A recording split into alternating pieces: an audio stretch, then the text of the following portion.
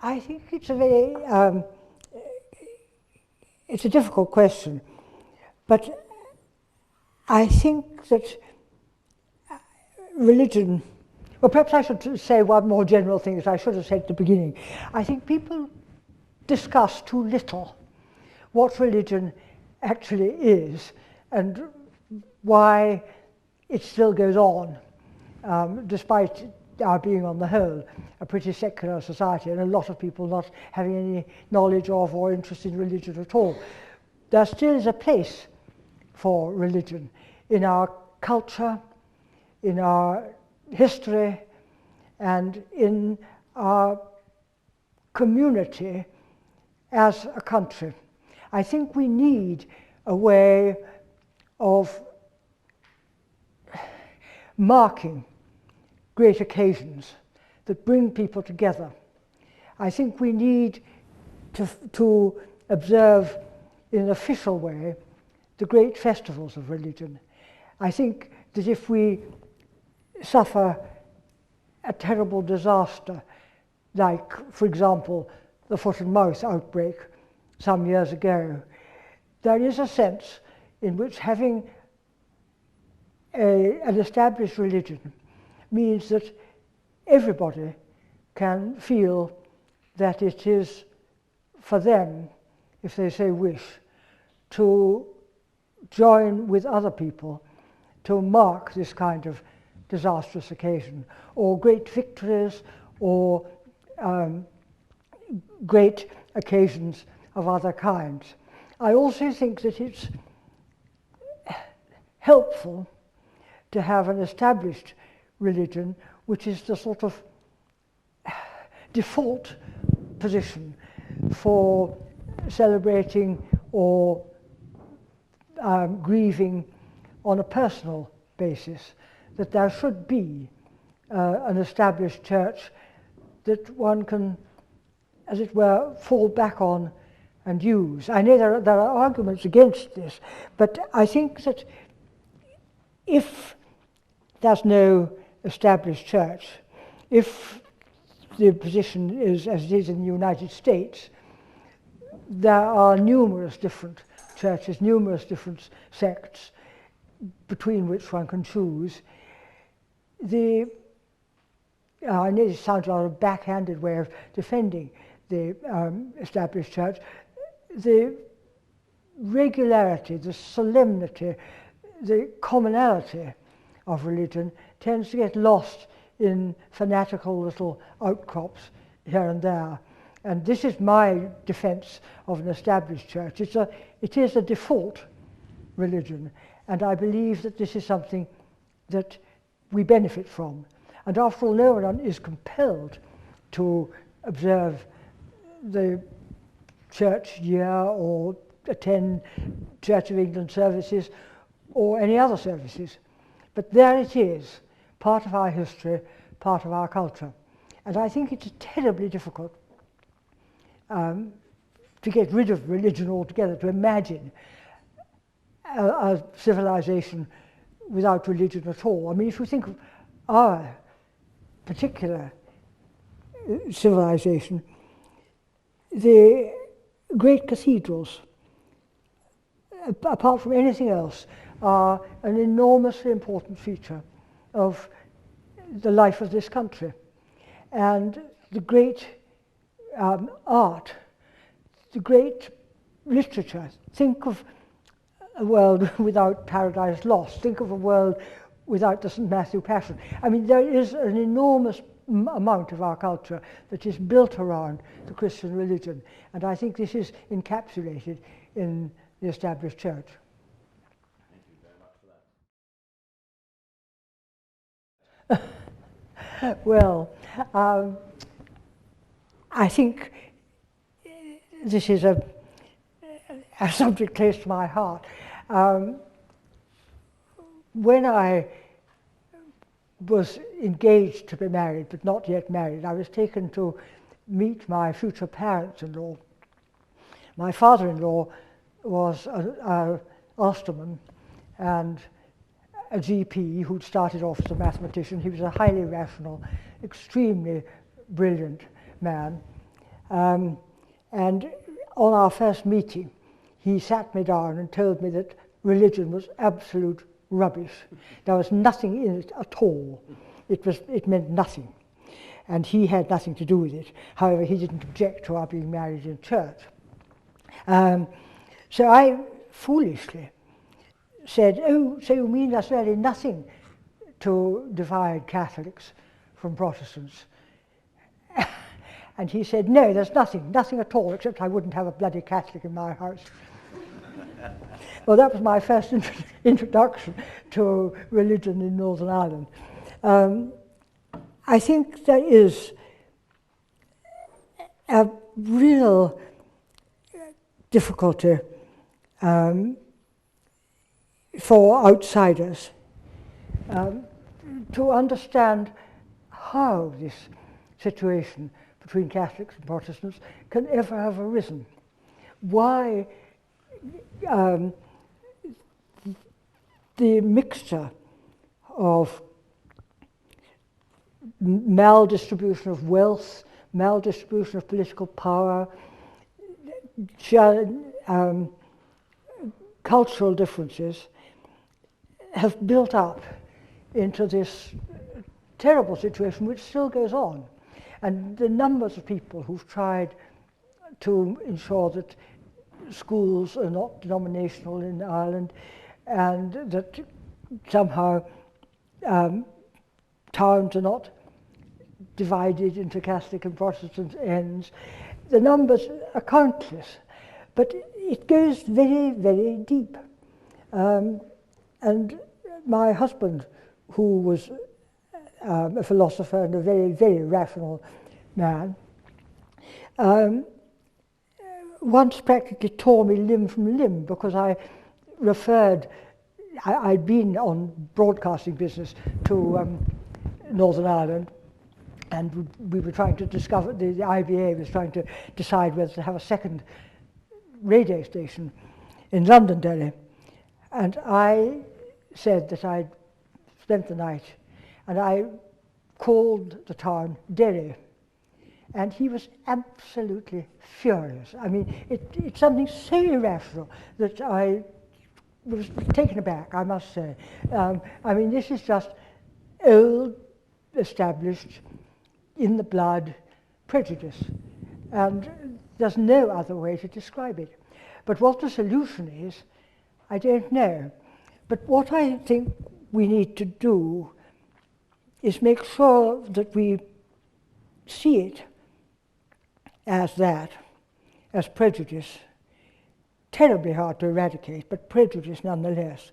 Not any real difference of faith, such as I believe really does divide at least some Muslims from Christians. I think there is, and some Jews from Christians. It's not a matter of a whole faith.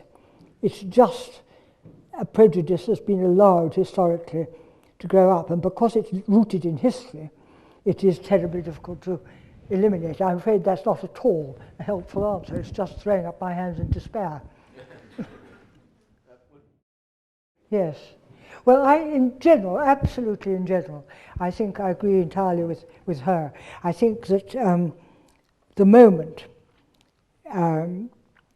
people start refusing to allow a platform in a university, that is a very dangerous moment indeed for that university. And I think I have considerable faith. I hate the union, I have to say. I hate the formality, the general facetiousness and whatnot of the union, the Cambridge Union just as much as the Oxford Union, and I refuse always invitations to speak at union debates. But that apart, if people can lay aside their facetiousness, then I think the union can be relied on.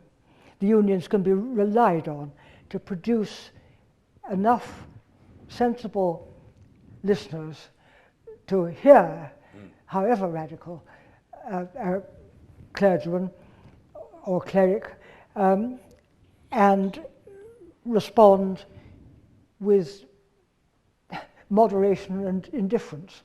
And I think that it's terribly important that that should happen, because the thought of a university banning certain opinions being voiced is really inimical to the idea of a university where everything should be discussed, nothing should be taken for granted. And I feel safe with students that they're being educated, have been educated and are being educated to think for themselves, to think rationally, not to be overcome with prejudice, not, as it were, to throw rotten eggs, but actually to try to answer the questions and raise questions that maybe the radical clergy can't answer. And I believe strongly that a university must have faith in its students in that sort of way. So I feel pretty strongly in favour of what the Vice-Chancellor has said. That's good. No, I don't think so. I don't think it will, because I think that there is an increasing feeling that, well, two things which are quite different, but I would argue that the belief in the possibility of a common shared morality has greatly increased over the years. I'm not particularly enamoured of the Human Rights Act, but the fact is that there is such an act on the statute book means that we all recognise what it means to say of a country that it has a shocking human rights record. We know the kind of things that are entailed. We know that in such a country people are not secure in their lives or their property. They can be turned out of their houses, they can be thrown out of the country, they can be murdered, they can be thrown into prison without trial. These are the kinds of things that we know are meant when people say the human rights record of a country is bad. And this, I think, has brought together a sort of consensus morality within the country and across countries, which I think is very valuable. I think it's very difficult to find people now who would say that seizing somebody's property or throwing them into prison could ever be justified by something that they'd done. I mean, that they in themselves, those acts are themselves immoral. So, and the second point, which is quite different, is this. I don't really believe in the security of a morality that is derived from fear of punishment. I don't think that sort of morality has had existence really in this country for years and years. But if you think of, say, the kind of threats of hell that that wonderful book, Portrait of an Artist as a Young Man, contained, the sort of terror that people were made to feel about what would happen to them if they transgressed. That was no way to teach people to be morally good or morally thoughtful. So I think that on the whole, the secularizing of society, if anything, has a good effect because it makes people think what is a decent way to behave without any threats or other things. Now, I think that Christianity does contain